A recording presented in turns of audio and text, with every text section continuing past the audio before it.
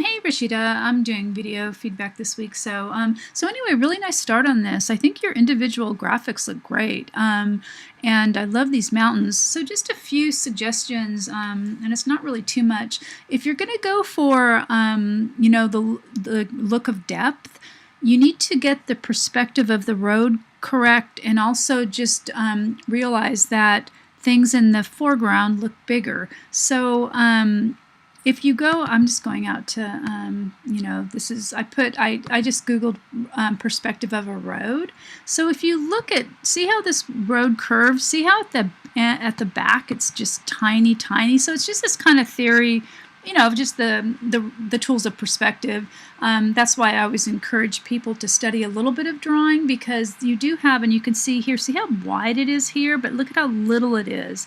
So yeah, those are some really important skills to, there's a way to measure this all out, but you can Google that if you want. So, and again, objects in the background are going to look smaller as well. So going back here, so you just really have to think about it. And you can do research on this, right? You could look on the web and just even Google kind of a scene, or you can even look at some of the examples that I posted.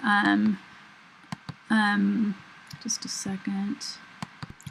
These are the examples of the professional ones, but again, see how the building in the front is really big, and notice how they dealt with the color, and look at the use of the gradient. And again, the plane's, a lot smaller, it's not big. So just something to keep in mind. And you can see how they also kind of, at the very back, it's pretty faded. So again, a lot of these are very similar.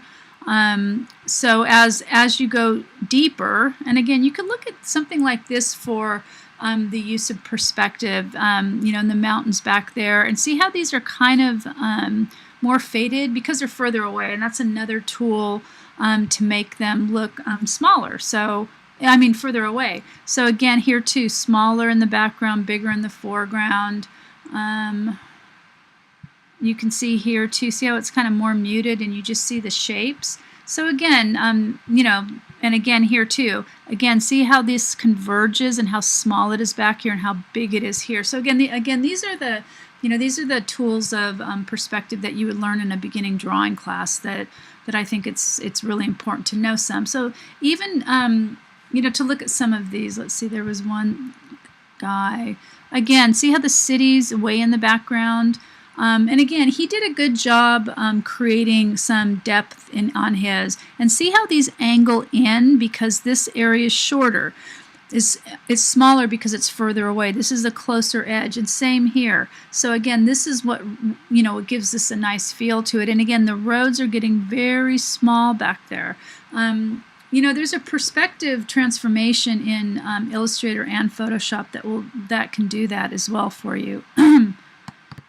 Another thing that would help too is to adjust some of the sizes of, you've got this ground plane, and then you've got the water, and then the background. So you might want to size some of these. And again, you can go back out, and look at some of these examples just to see the proportions of what they use. So again, the sky is pretty big, and the good thing about that is that it has a really lot of negative space to put the city name. So overall, you can just kind of see this is kind of maybe a little bit more than a third, about a third, and it's like a third. So again, you might just want to study some of these to kind of get the sense of space and what would look better.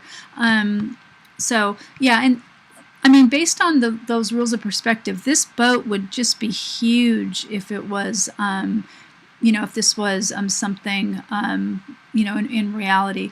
Another thing you could do is give some texture to the water, just a little bit. That would help to create, or, it could even be some kind of a filter.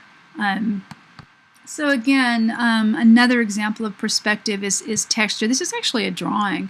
See how big the textural elements are here in the foreground and how small they get in the background. So that's something else to create depth in your image. So anyway, I hope you found this useful.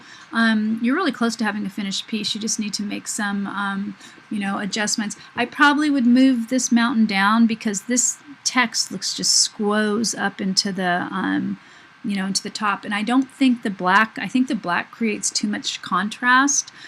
of the road as well too. So because what happens is when you kind of squint your eyes, the black is what stands out the most, and you really don't want it to dominate that much. So if you're going to use a road, I would just make it really small.